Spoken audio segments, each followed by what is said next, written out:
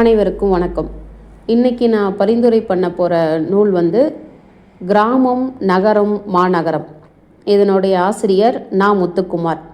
முதல் பதிப்பு டிசம்பர் 2007, 4ஆம் பதிப்பு டிசம்பர் 2010, 5ஆம் பதிப்பு டிசம்பர் 2011.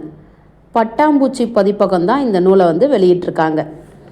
இந்த நூல் பார்த்திங்கன்னா ரொம்ப அவருடைய அனுபவங்கள், சின்ன வயசுலேருந்து அவருடைய கிராமத்தில் வளர்ந்தது, நகரத்தில் வளர்ந்தது, மாநகரத்தில் வாழ்ந்தது அப்படின்னு அவருக்கு பிடிச்ச ஒரு விஷயத்தையும் அழகாக வர்ணனையாக சொல்லியிருக்காரு. அது அந்த உரைநடையே ரொம்ப சிறப்பாக இருக்குங்க. கண்டிப்பாக படிக்கலாம். நம்ம சின்ன வயசுலாம் அந்த கிராமத்தில் வாழ்ந்துறப்ப நான் எதெல்லாம் ரசிச்சிருமோ அதெல்லாம் ஒன்றையும் அழகாக அந்த கவிதை வடிவிலேயே சொன்ன மாதிரி அவ்வளோ சிறப்பாக இருக்கு அவர் உரைநடை. அதே மாதிரி வரி என்ன சொல்கிறது, கோடு டயக்ராம் இல்லையா, அவரே அதை வரைஞ்சி சின்ன சின்னதாக ஒரு படம் வரைஞ்சிருக்காரு. அதுவும் ரொம்ப சிறப்பாக இருக்குது. அதில் முதல் சாப்டர்லேயே எனக்கு ரொம்ப பிடிச்ச லைன் அப்படின்னு பார்த்தீங்கன்னா, கிராமனா என்ன அப்படின்னு சொல்கிறாரு. கிராமனா பாட்டிகளின் சுருக்கு பையில் உள்ள சில்லறைகளை போன்றது. சுருக்கு பைகளின் உலகம் வேறு உலகம். அதன் முடிச்சுகள் பிரியங்களால் ஆனவை. காலத்தின் இடுப்பில் அதே பழைய வாஞ்சையுடன் நிராதரவாய் தொங்கிக் கொண்டிருக்கு. அருமையாக இருக்குல்ல.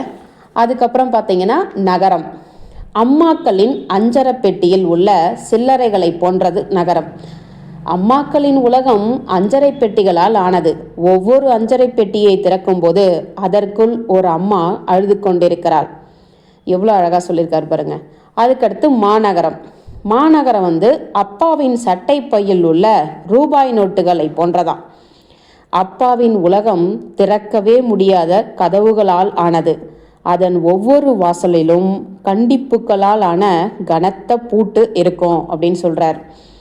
கிராமத்தில் வாழ்ந்தாலும் நகரத்தில் வாழ்ந்தாலும் மாநகரத்தில் வாழ்ந்தாலும் நாமெல்லாம் காடுகளின் பிள்ளைகள். காடுகளில் வேட்டையாடி திரிந்து குகைகளில் வாழ்ந்தவர்கள்.